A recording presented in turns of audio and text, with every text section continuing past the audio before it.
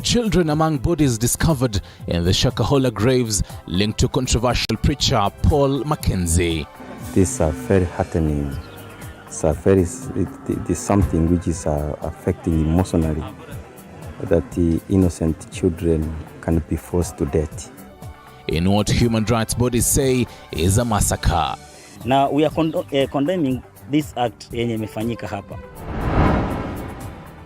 Also tonight, messages of cohesion dominate Eid-ul-Fitr celebrations. Ila tu tunaomba kuendelee kuwa na amani nchini ili tuweze kupata maendeleo na tuendelee na ibada. Even as Muslim leaders remain divided over the support for the resumption of Azimio's mass protests.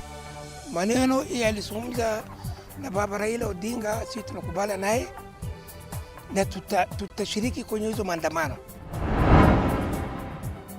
President's side maintain hardline positions over the truce talks. Say to the President, you are the head of state, you take responsibility, you are not in competition with anybody. Insisting that they will not relent.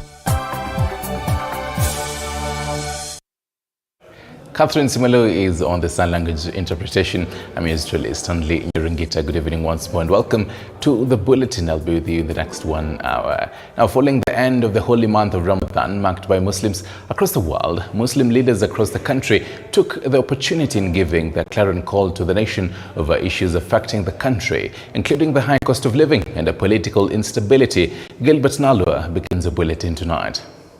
Allahu Akbar. Muslim leaders across the country converged in various mosques for the Salat al-prayers signifying the end of the holy month of Ramadan, the 4th pillar in the Muslim faith. The Muslim leaders using the opportunity to address issues bedeviling the nation, starting from the high cost of living to the political instability of the country.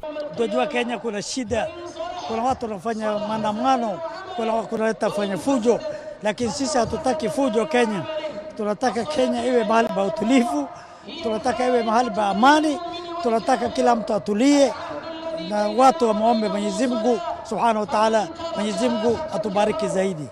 Following President Ruto's call to the Azimio leader Raila Odinga to end the mass action protests that had destabilized the country and give room for the bipartisan talks, the leaders whose holy month of prayers had been greatly affected wanted the two leaders to come to an agreement and reinstate peace in the country. Viongozi wetu wa kisiasa waache maneno mingi, mambo ya maandamano na hizo hatutaki. Kenya hii hatutaweza, watu kwanza wako na shida na itaongeza shida zingine. So mwezi hii tumeomba ya kutosha na nafikiri hii mfungo imekuja vizuri. The Azimio leader Raila Odinga had earlier hinted on getting back to the streets for mass protests after the holy month of Ramadan, even after unveiling a team of parliamentarians that would present him at the bipartisan discussions, a call that has evoked mixed reactions. Kwa hivyo tuombe Mwenyezi Mungu tunaweza kutengeza hali yetu iwe mzuri kuliko ilivyo hali. Lakini hali kweli ni ngumu, lakini lazima watu kae chini waangalie namna ya kupunguza bei ya vitu, yaangaliwe kupunguza bei ya mafuta, lazima ipunguzwe gas, lazima ipunguzwe matatizo ambao Wakenya walionao. Part of the Muslim leaders divided as some asked Odinga to continue with his protest so as to put the government on check and bringing down the cost of living. Hali imekuwa ngumu sana na kwa sababu ya mipango ya kiserikali ambayo haieleweki. And therefore ni lazima watu wanasikia uchungu mkubwa kwa sababu hali imekuwa ngumu. And I want to tell you something. I subscribe fully to the ideology of Raila Amolo Odinga. It must be known. Mimi ni Raila na Raila ni mimi. Maneno yalizungumza na Baba Raila Odinga, sisi tunakubali naye na tutashiriki kwenye hizo maandamano. Gilbert Nalua, TV 47. Now, a day after Senate passed the Division of Revenue Bill, which will see counties receive 385 billion shillings in financial year 2023-2024, Kakamega Governor and Chair Budget and Finance Committee and the Council of Governors has slammed Senate and Kenya Kwanza counterparts for what he termed as betrayal to counties and devolution in general. After 22 senators allied to Kenya Kwanza voted against the amendment on Division of Revenue Bill that would have seen an increase in counties' revenue share to 407 billion shillings, thus passing the original bill, which had proposed counties' share to remain at 385 billion in the financial year 2023-2024. Senators wetu wamesahau kazi yao. The work of Senate is to protect devolution. I'm very surprised all the senators of Kenya Kwanza voted against 407 billion shillings ambayo ni pesa itakuja kufanikisha maendeleo katusi.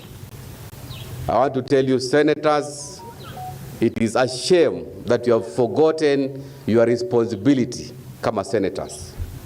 Kazi ya senators is to protect and support devolution irrespective of your party affiliation. Some of those senators, baada ya kuwa ma-senators, watakuja hapa kutafuta viti kama ma-governors. What goes around comes around. Sisi kama ma-governors tunaenda kukutana wiki ijayo, and our message to those senators, 22 of them, who voted against the equitable share to counties, we have done a disservice to the people of Kenya. Tulisemezana wazi ya kwamba for us to have proper economic transformation according to the bottom-up economic transformation agenda, lazima tuangalie maendeleo mashinani. Bottom-up transformation agenda starts in the counties. Kwa hivyo, we were expecting at least our senators to have a middle ground, not giving us 425 billion, but because of the economic hardship, the reducible minimum was 407 billion shillings. Wakiongozwa na Senator wa Kakamega ambaye Daktari Boni Khalwale, I want to tell you, we are disappointed with you senators for standing on party lines. And to one of our top stories, human rights groups now fear the exhumation process at the Shakahola graves could reveal a massacre-style retrieval of bodies. 2 children are among the bodies retrieved on day 1 of the exhumation process at the shallow graves linked to controversial preacher Paul Mackenzie. Chichi Josephine tells us more. For the third day, homicide detectives from the DCI camped at the 800-acre land stretch in Shakahola area in Kilifi County, going ahead with their mission of identifying shallow graves linked to controversial preacher Paul Mackenzie, who has been accused of brainwashing his followers to fast to death so as to meet Jesus. This amounts to what we believe is massacre, bigger than almost the Wagala massacre and any other massacre. We believe that there are more bodies in this area. And today, authorities have discovered 3 bodies, an adult and 2 children, while digging up sites suspected to be sacred graves used to bury starved followers of Pastor Paul Mackenzie's church in Shakahola village, Kilifi County. So far, we've confirmed that 3 bodies have been exhumed already. In the first grave that was exhumed, a child was found, while in the next grave, a mother and her son were found. It seems there are almost 2 children in the two graves. And these are very heartening. It is something which is affecting emotionally, that the innocent children can be forced to death. Tumeona most of the victims wenye tuko nao hapa leo ni wanawake na watoto. Na kama watoto ndio wengi ambao ni victims mahali hapa, inamaanisha it's a danger to the next generation. The bodies were buried in sacks, an issue that raised concerns on the possibility of discovery of more bodies. Hii inatuonyesha kuwa hapa bado kuna watu wengi ambao wako chini ya ardhi. So we are calling a multi-agency approach kwa sababu kaburi zinazidi kwa nyingi. Kila kukicha zinakuwa identified mingi. Families who have lost their loved ones have become constant visitors here, including this Nigerian national who says his wife, who is Kenyan, went missing after hinting that she would be joining Pastor Mackenzie's church. I was here in search of my loved ones. My in-laws are missing.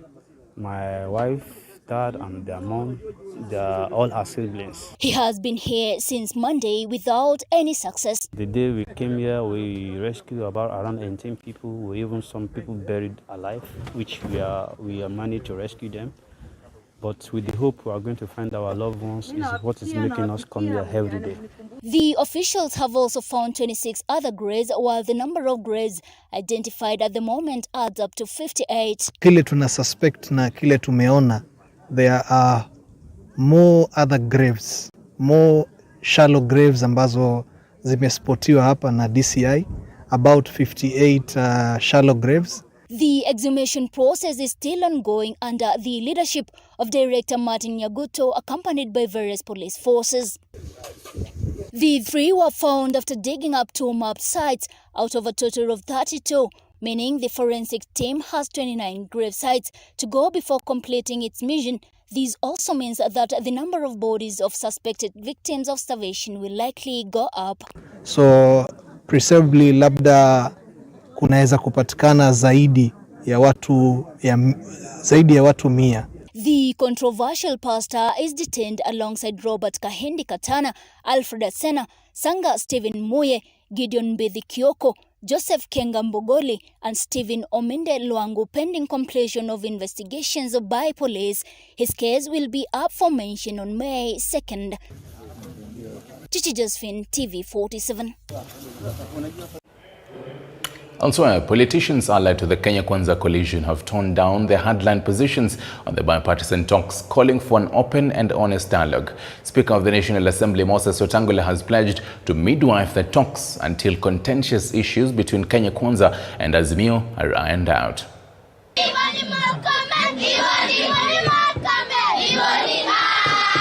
President William Ruto's allies appeared to be reading from the same script on Friday on the bipartisan talks between them and the Azimio coalition, toning down their hardline positions and instead calling for an open dialogue to all the contentious issues. Speaker of the National Assembly, Moses Wetangula, revealing the well-choreographed script meant to save the talks. Magazeti kaanza kusema, who will blink first? Raila ama President Ruto? Say to the President, you are the head of state, you take responsibility, you are not in competition with anybody. Kama wanataka kuongea, tuongee.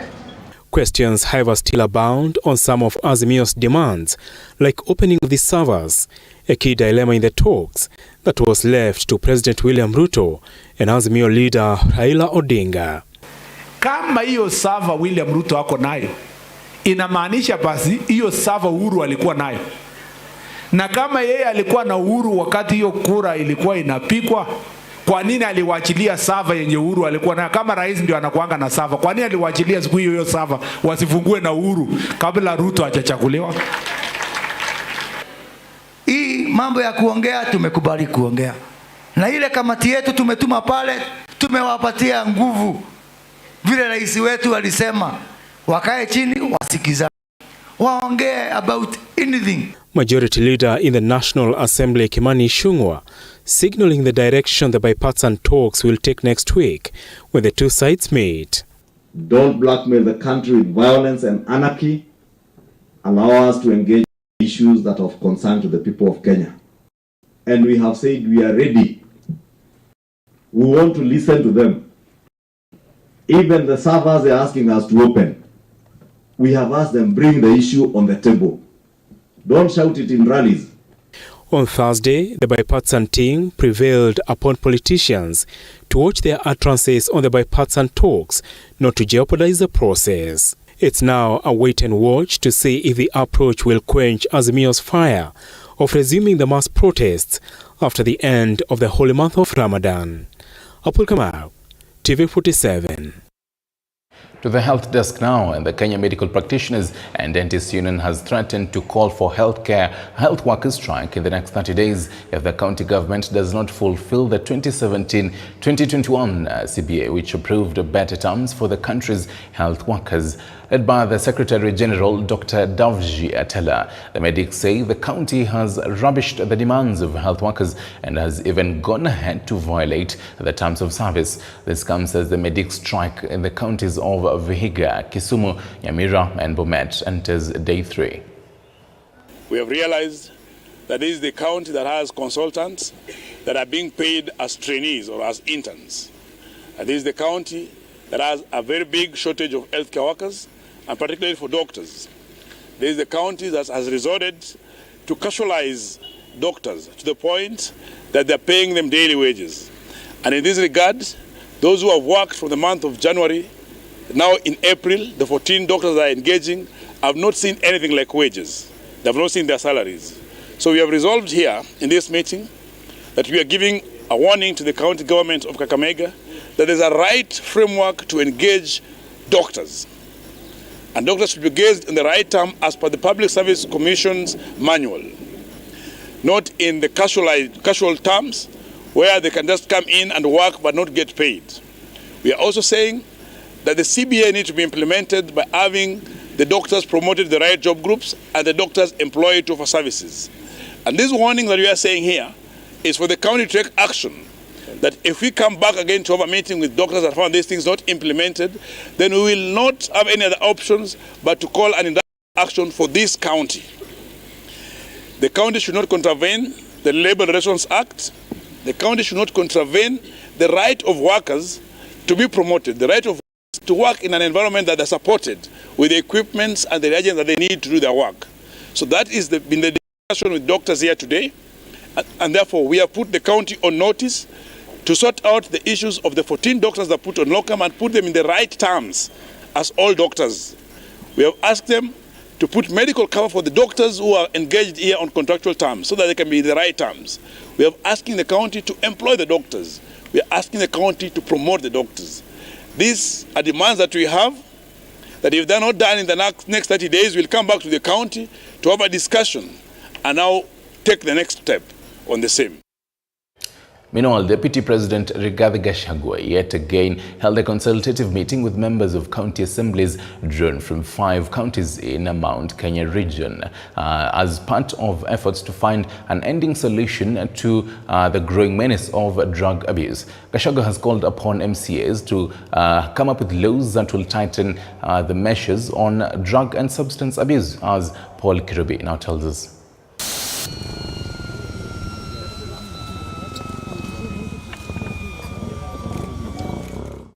Deputy President Rigathi Gachagua continues with his war against alcohol in the Mount Kenya region, which according to him is one of the biggest challenges affecting the region.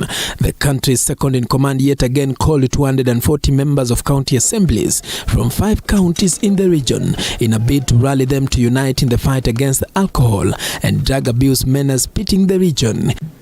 We are meeting here in furtherance of the meeting we had with the stakeholders in Nyeri a week ago, to bring our 5 county assemblies within the region to ask for their support, because the concern that the president and all of us have is the same concern these leaders have.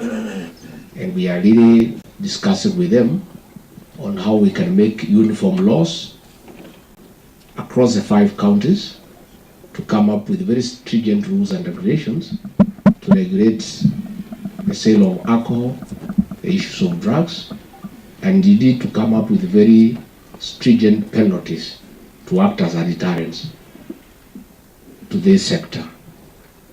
We are concerned as the leaders from this region and for the whole country, really, that if we don't intervene, we can lose an entire generation.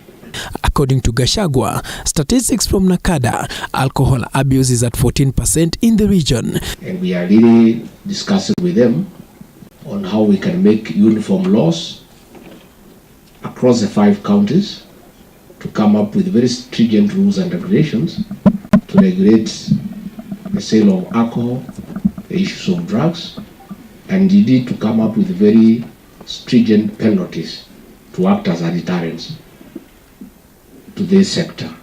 The worsening situation is happening at a time the Ministry of Interior says that up to now at least 1.7 million liters of illicit brews have been nabbed since the beginning of operation on February. In a statement, the Ministry of Interior affirmed that more efforts will be made to make sure those preparing, selling and even consuming illicit alcohol are dealt with properly.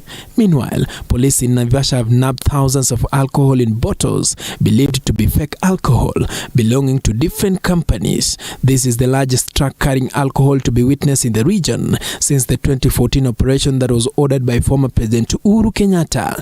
The operation in Naivasha was spearheaded by Naivasha Officer Commanding Station Mark Lambas after a business competitor leaked information to the public.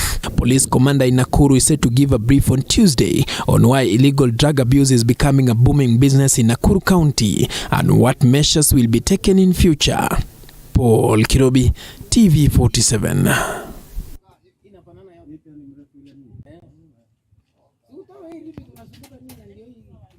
And from the central region to the western region, the Ministry of Health in Kakamega County is investigating a strange disease that has been reported in Shinyalu sub-county, where 4 people allegedly died after exhibiting symptoms of vomiting and diarrhea. The symptoms are similar to those that affected hundreds of Mukumu Girls High School students earlier this month and led to the death of 3 students and 1 teacher.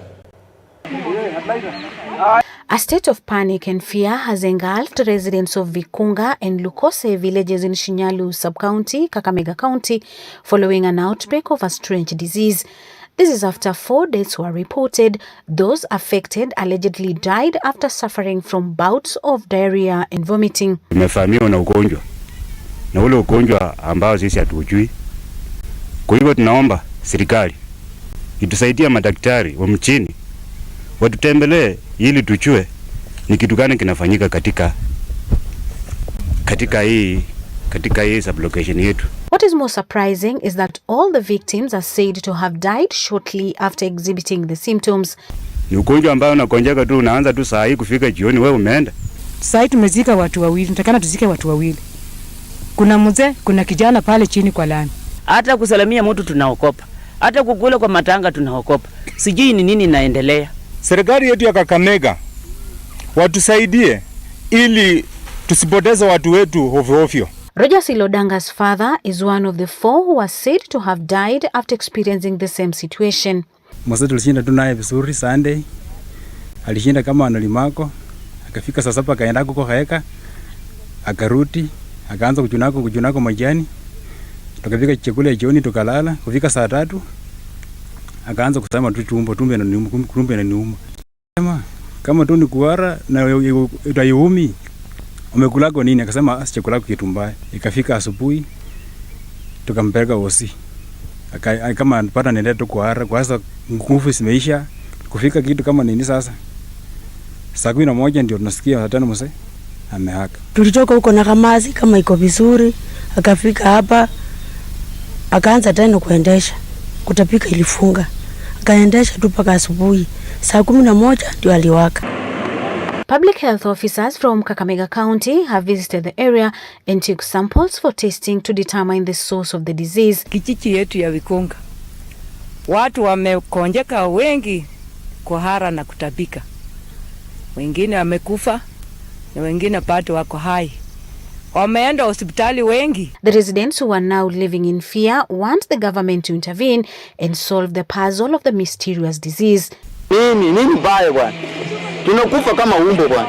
Umbo alikufa, alitapika tu akahara.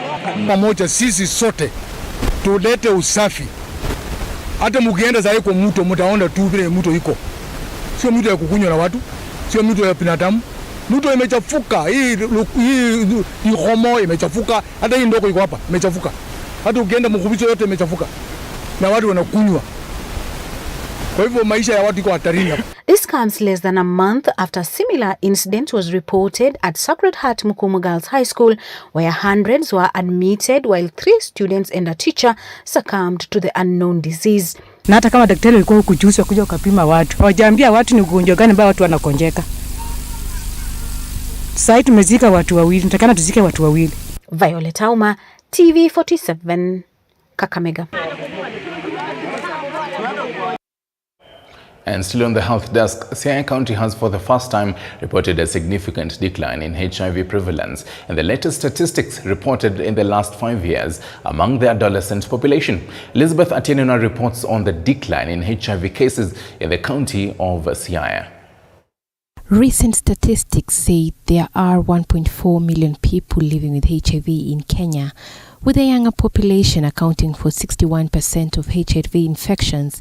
Counties of Homa Bay, Siaya, Migori, Busia and Nairobi are said to be leading in HIV prevalence.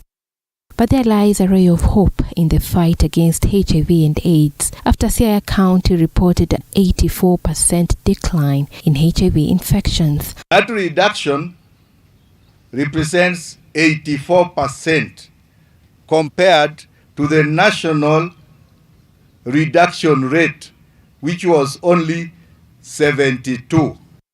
According to the National Syndemic Disease Control Council, between the years 2015 and 2021, the rate of HIV infection dropped from 2,355 cases to 371 cases. However, with all that effort, the county still contributes 7% to the national estimate of adolescent new HIV infections, translating to 7 new HIV infections every week. Currently, Siaya County's HIV prevalence stands at 14.1%, with adolescents aged between 10 to 19 years said to be the most affected, accounting for 5,133 of the confirmed infections. Nationally, however, in Siaya County, 71.5% of young people aged 15 to 24 years have knowledge about HIV prevention compared to 39.9% among men. And although the end of HIV and AIDS might be in sight in Siaya County, a silent pandemic, which is gender-based violence, is still on the rise. And therefore, one of the challenges that I want to throw to all of us here, who are leaders in one or the other, is that we must start talking about it. We must start talking about triple threats in our forum. In 2022, 32,057 new infections of HIV and AIDS were reported. Of the infections, 26,826 were those aged above 15 years, while 5,201 were those aged below 14 years. Adolescent pregnancy is another significant issue affecting young people in Kenya. And in Siaya County, where we are now, there were 10,558 adolescent pregnancies among girls aged 15 to 19 years in 2016, which declined to 7,000 in 2021. The triple threat campaign is now being used as a silver bullet to end HIV infections, teenage pregnancies, and gender-based violence. Elizabeth Atieno, TV47, Nairobi. That story by Elizabeth Atieno takes us to a fast short break. On the other side, I'll be telling you more about matter security in the Kerio Belt. Stick around.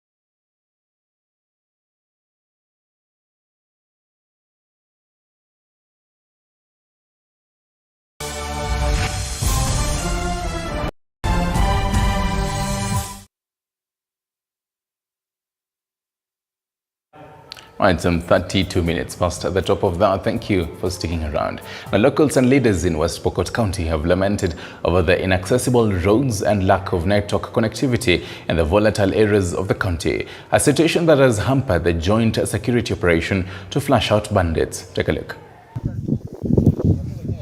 More than 60 General Service Unit officers have been deployed in the volatile villages of Kamologon, Stona, Sekution, Kameketoi, Tapach, Kamelei, Kabichbich, and Tamkal along the border of West Pokot County and Elgeyo Marakwet County in a bid to smoke out the bandits.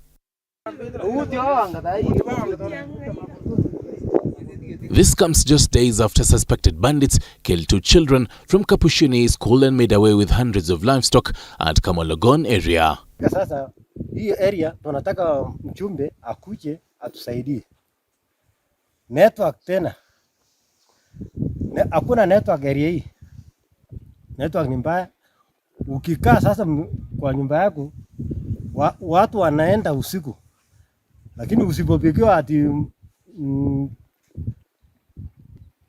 kuna uwezi area, hakuna mahali pa kunini kwa kwenda kusikia. Dawa ifike kwa hiyo hospitali kesho. Na maaskari wakuje Kapushi. Wamama wanaumia sana. Waweke dawa hapo ya na madaktari ya kusaidia watu wenye wanalala nje. Hawa wamama wamelala nje hata jana. Nilikutana na watoto sahi wanatoka msituni. Led by West Pokot Deputy Governor Robert Komole, area leaders have lamented that the inaccessible roads and lack of network connectivity slows down the joint security operation to flush out bandits. Inahitaji maofisa waje pande hii. Sisi kama viongozi wa West Pokot wakiongezwa na governor wetu ambaye ni Simon Kachapin, tumejaribu kutengeneza barabara. Na tukiomba waziri wa barabara pia, kwa sababu anatoka sehemu ya Elgeyo Marakwet, aje pia aweke pesa kwa hiyo barabara ya kutoka upande wa Tapach, Kamelei, ingie hapo kwa Rawal, hapa Kamolokon, ingie boda ya Elgeyo Marakwet na Pokot, iende upande wa Chepoko. Mheshimiwa Kindiki alete hao KPR haraka kupitia wale maofisa. Pili, parapara. Na ni vizuri waziri ya maparapara sasa ni mtoto wetu wa karibu. This even as 200 National Police Reservists and PR are said to be deployed in Pokot South Sub-County. This is according to West Pokot Police Commander Peter Katam. Wakati bunduki ikiwa kwa mikono ya raia, hiyo bunduki si ya mzuri. Ile ilifanyika jana, mmeona haikuwa kwa mikono ya watu ambao tunasema ni askari, lakini ilikuwa kwa mikono ya raia. Na nataka kusii wananchi wote katika area hii, tafadhali tushirikiane na security agencies so that hizo bunduki ambazo ziko in the wrong hands tuweze kukabidhi serikali, kwa sababu serikali imetuma askari huku, serikali imeweka askari area hii. Right, let's talk politics now. Former Mombasa Governor Hassan Joho has finally broken his silence on why he has been missing Azimio meetings and demonstrations. Joho, who has been a staunch supporter of ODM leader Raila Odinga, says that he has been away for health reasons and he is on a recovery journey. Joho, however, assured that he is still in Azimio and supports demonstrations that were being led by Azimio leader Raila Odinga. Joho said that although demos in Mombasa are yet to take place, the time is coming when they will hold protests. The former governor has seemingly been absent since Azimio protests began, which saw other leaders call him out. Nimeulizwa pale nyuma, mbona hatukuoni na Raila Odinga kwa the protests? And I want to tell you something. I subscribe fully to the ideology of Raila Amolo Odinga. It must be known. Mimi ni Raila na Raila ni mimi. It is only for health reasons. I've been away kwa sababu ya kiafya. Even as we speak, mimi niko katika recovering. I want to assure you, nikijisikia niko vizuri kiafya, kikamilifu. Raila atakuwa nyuma yangu kwa maandamano. Mimi nitakuwa mbele alafu yeye ndo nyuma. It must be known. So watu ambaye wanaota otherwise, ati sijui watu wamestaafu, si watu wamefanya nini. Mimi ni ODM na ODM ni mimi. Mimi ni Raila na Raila ni mimi. Watu wajue hiyo tu. Na tutakutana hapa mashinani. Wanasemaga nini? Tutakanyangana hapa. And from that, the National Treasury and Economic Planning has generated a public participation exercise set on amendments of the Public Finance Management PFM Act 2012 and public debt limit, whereby the proposed amendment to the public debt ceiling will grant the Cabinet Secretary of the National Treasury space to borrow according to the economy's capacity to pay. According to a statement by the National Treasury and Economic Planning, the proposed amendments seek to replace the 10 trillion Kenya shillings public debt numerical ceiling with a debt anchor set at 55% of the gross domestic product in the present value terms. Pardon me. And by setting the debt anchor, the country will be committing itself to a sustainable level of debt that is in line with the international best practice. The government has set 2027 as the year in which the debt to GDP ratio will, which is currently at 61%, should align with the proposed anchor, 55% of gross domestic product. By setting a debt anchor, we are committing ourselves to a sustainable level of debt that is in line with international best practice. This will help us to manage our debt more effectively and reduce the risk of default. It will also provide more certainty for investors and improve our creditworthiness. Further, the debt anchor conforms with guidelines set by the International Monetary Fund, IMF, a debt limit policy that is linked to debt sustainability. Then we are also proposing that apart from the definition of public debt, we are also proposing to add a new provision.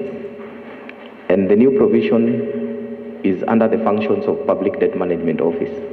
The new provision is that we are proposing to say that the Public Debt Management Office should be able to advise Parliament and the Cabinet Secretary on the sustainable levels of public debt. So anytime we are proposing, when we take the budget to Parliament, the Public Debt Management Office should have a voice in advising both Parliament and the Cabinet Secretary on the sustainable levels of debt. And dozens of Namanga border town plot owners are now calling upon the country government of Kajiado to iron out plot ownership wrangles to curb the simmering conflicts. The plot owners who are bypassed by county officials during the plot's validation exercise 3 years ago due to their plot ownership conflicts said they are neglected. The plot owners also complained of multiple allocation of same plots, leading to a standoff where several people have been claiming a single plot and completing over it. Now, they, however, want the county to fast-track the plot's dispute resolution process to avoid land-related skirmishes. Aangalie ile kiwanja ni ya nani ama county government, ajue ile ground mtu amekuja kutoa document kama ni ya huyo mtu ama ni ya mtu mwingine. Sasa ile kitu tunasema tunakataa hizo mipango, na hata kama atakuja na title ya chuma lazima kama atakuwa na title imetengenezewa wapi, lazima haki ifuatwe. Hii plot ni yao wase na hatuwezi kubali hiyo.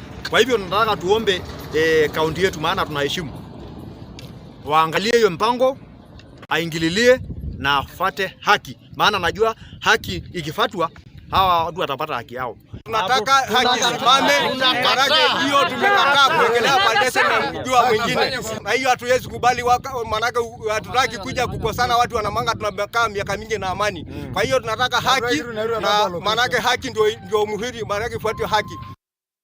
And from Kajiado County to Kitui County, where Wiper Party leader Kalonzo Musyoka graced the commissioning of a water project done by the We Care for Humanity International NGO at Katoluni in White location in Mwingi Central constituency. During the occasion, Kalonzo urged the national government to consider desilting Masinga Dam. He also urged the county government of Kitui under the leadership of Julius Malombe to borrow a leaf from the international NGO and construct solar-powered water wells and boreholes, as well as tap rainwater so as to curb the problem of water shortages in the country. The founder of the We Care for Humanity NGO, Maria Torres, said that she was touched by the suffering of humanity, and that is why she plans to start water projects in various parts of the country, including Kitui County. So, although we give up sometimes because of the seasonal rivers, there are very many. And all we need to do is to identify the sightings for the shallow wells and put as many of them as possible. Maji ikienda huko Tana River ingine na mpaka inaenda Indian Ocean, ingine tunatumia kujilisha. We'll also have to find a solution on how to make sure that we don't lose all the rainwater. By the way, I'm concerned in Gitaru. Masinga seems to be getting heavily silted, and whoever is responsible should know this. We know that there are about 800 population in this community, or even more, and there are 800 donkeys, 600 cows, and 3,000 goats.